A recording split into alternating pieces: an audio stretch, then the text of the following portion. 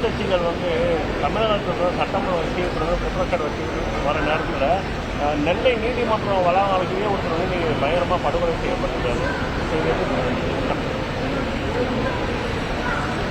மிகுந்த அதிர்ச்சி அளிக்கக்கூடிய ஒரு சம்பவமாக இது இருக்கிறது. தமிழ்நாடு அரசு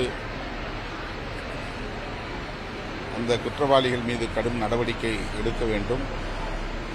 இதுபோன்ற பட்டப்பகலில் நீதிமன்ற வளாகத்தில் பொதுமக்கள் கூடியிருக்கிற இடத்தில் படுகொலை செய்யும் அளவுக்கான துணிச்சல் கூலிப்படையினரின் நடவடிக்கைகள் பெரும் அதிர்ச்சியை தருகிறது. இந்த பிரச்சினைகளில் அரசு கூடுதல் கவனம் செலுத்த வேண்டும், கட்டுப்படுத்த வேண்டும் என்று வலியுறுத்துகிறோம்.